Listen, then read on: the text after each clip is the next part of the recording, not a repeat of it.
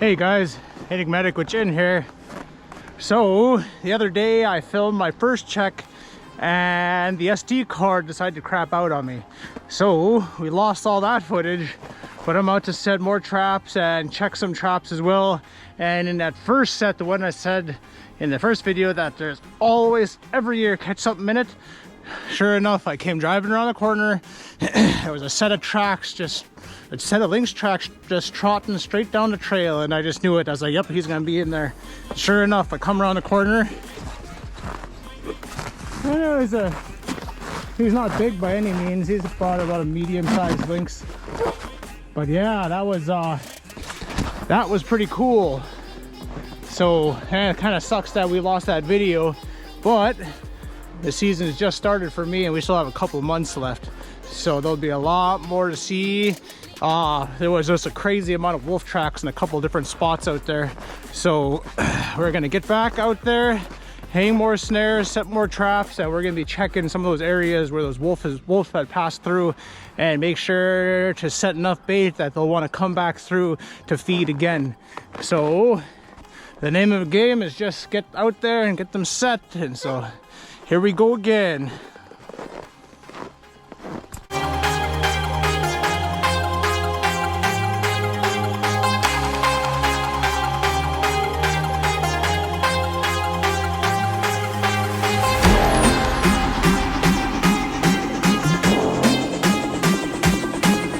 This right here is a caribou, part of a caribou skin from a caribou that my daughter shot this fall. So because of the strong smell, I think it'll work great for trapping too. We've already used some of it on the line and had wolves just munch out on it. So wolves, Wolverine, they just love skin. Like they'll eat it all day if it's out there. And you can tell that by their turds. Their turds are just full of hair all the time. And so we'll chop this up and get it out, set on the line.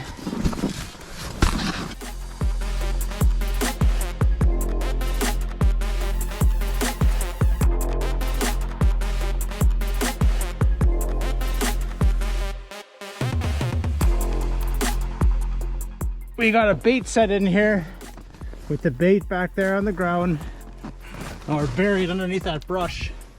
A snare over there, a snare on the back side of those trees on that side, and there's loops. There's a loop that runs around that way that comes out to two snares over there, another loop that runs all the way around there with a snare on that side and that side, and then a wolf trap. So right here I have a little bit more bait. You can actually see that there's little pieces sticking up, and then number 5 coil spring bridger right there in that foothold.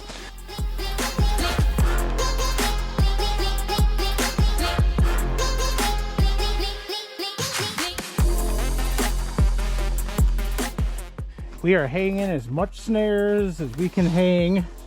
One right there, one back there, another back there in the willows, and we're just filling up every trail that we can bump into. There's another one back there, so that sooner or later when they come back through again, we'll have all these spots all done up, and they've been through there already, so they'll be a little more trustworthy of it, even more than the trails that we punch in ourselves. So right here, this is how we're gonna do it.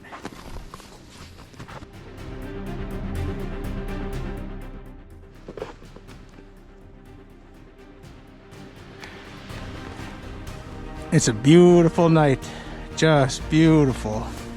The northern lights are going nuts. Not sure if this GoPro is gonna be able to pick it up, but there is a river in the sky. It is awesome stuff. Northern lights never get old. How many times you see it, never get old.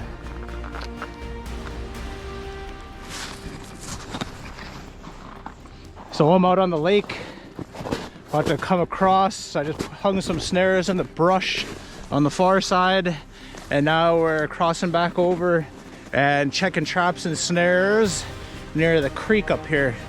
So a few days ago I went up and wolves had come through and just just tore it up all through there and ripped up a lot of the bait. So now that they've come through, I hung snares and a few traps here and there.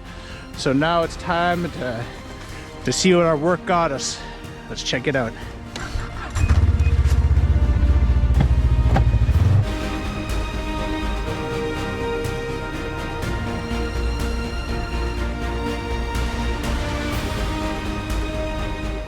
And my sister-in-law printed this out for me.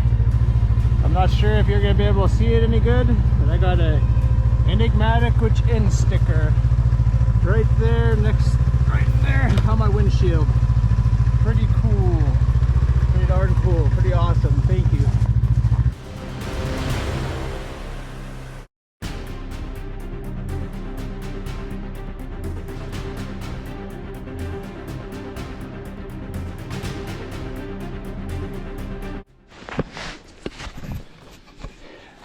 Well, everybody, I'm hip here by the creek, and this is the spot that in the last video that we lost, I had set snares up and down here. We had a wolf pack that had run through and really just tore it up through here, eating all the bait. And if you look at that, we had a wolf hit that snare.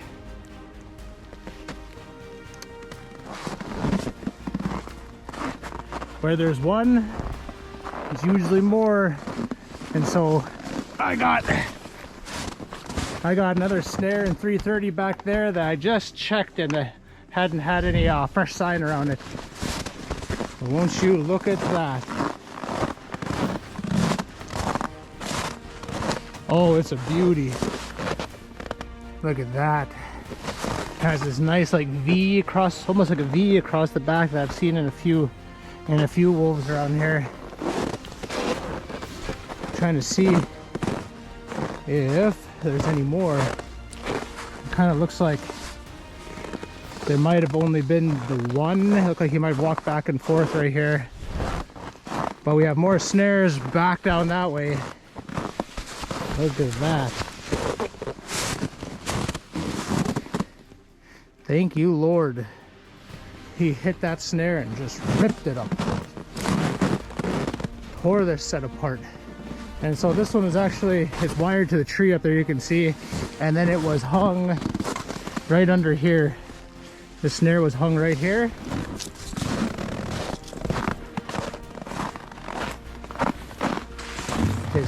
The walking trail, the trail that I was sitting on was on this one. So that's actually a really good sign. There'll probably be another one that comes through right here. So sooner or later, I'm gonna need to put a snare back there. But I'm gonna get him dug up. We don't wanna break any guard hairs. So anything under any of the snow that's underneath there doesn't feel too stuck, but I'm gonna dig it up anyway just so we don't tear any guard hairs.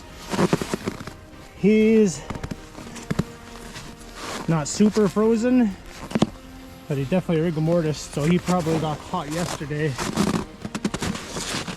So either yesterday or early this morning. Look at that. About 24 hours out here, he probably would have been frozen solid, so pretty cool stuff. He got caught pretty good on the neck, it looks like. He didn't get caught around the shoulder, just right above it, so. First wolf of the season. There'll be a few more to catch here and there, and I still have the other half of my line to check tonight, so we'll bring you back. Haha, very cool. First wolf of the season.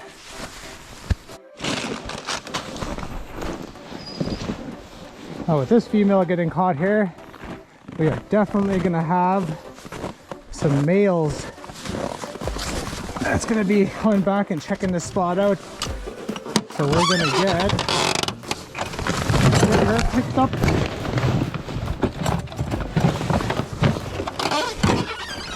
We're gonna get her picked up, and the wolf turds that I picked up earlier today, we will build a set probably just right over there a little ways. This is one tough animal. I'm guessing she weighs probably 80 pounds. And a smaller side, younger female. So the most important part about this wolf is the hair on her back. Let's cover that up. Get her into the sled.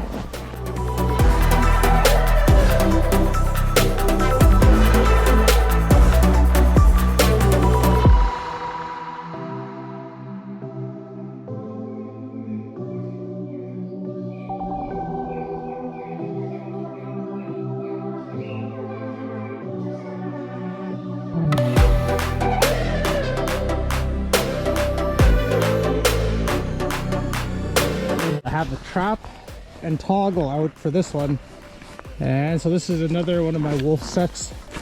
So right under that tree over there, I'll be putting one of the wolf turds out of the bag we collected earlier today. Wolf turd goes under. I've already bored out a couple footholds through here. That coil spring goes in that hole. Turd goes under when the wolf comes by, and right over there is where we just caught the female.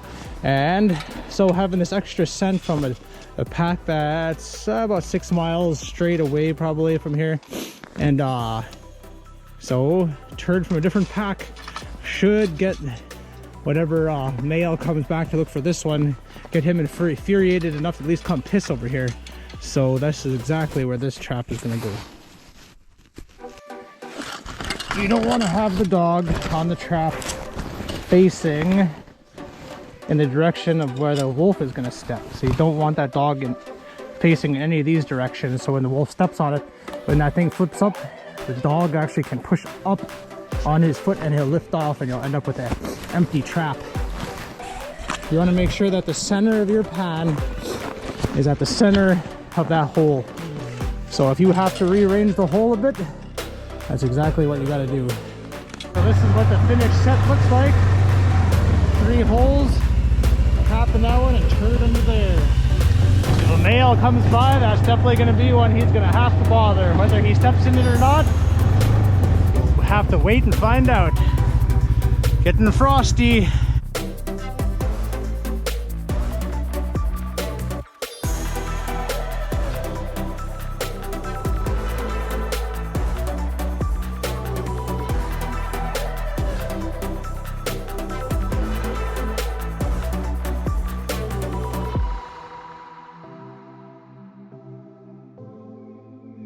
We caught a wolf on the other end of the line a few hours ago, and now we started heading back towards Venetie, and look at that.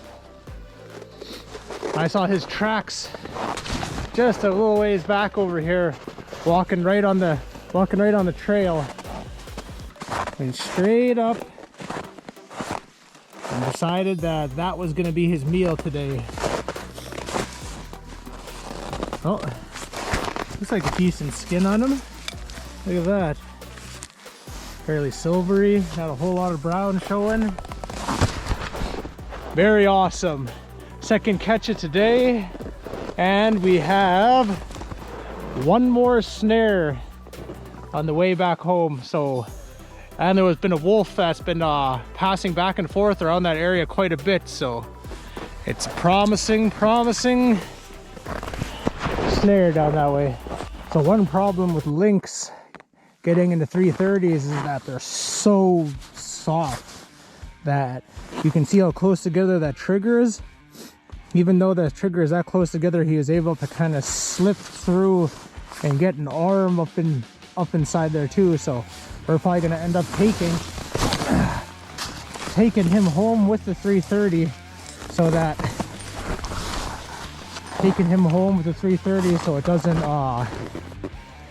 so it doesn't tear any of his fur.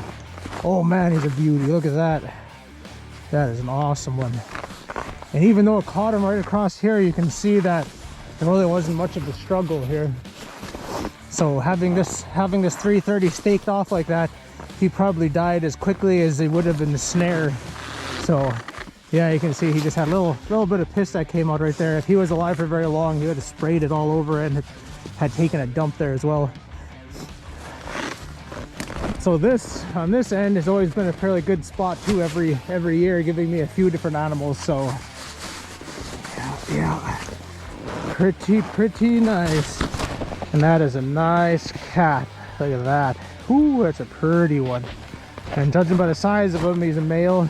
So 330 wins again. We'll grab another 330 out the box, swap it out, wrap them up, and on down the line.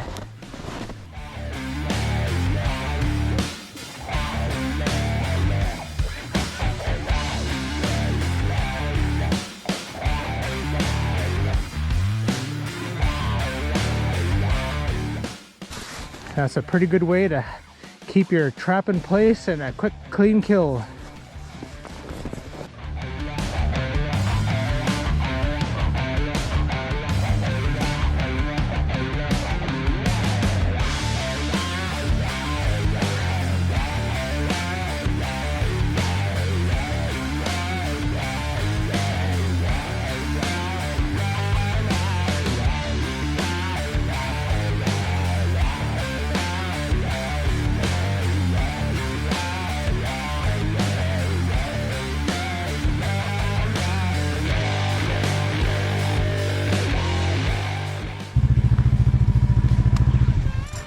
Alright, we're home. Got the lynx and the wolf.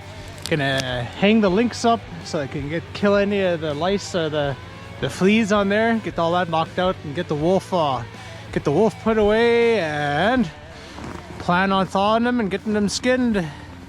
Alright, you guys have a good night. Take care. Another day done.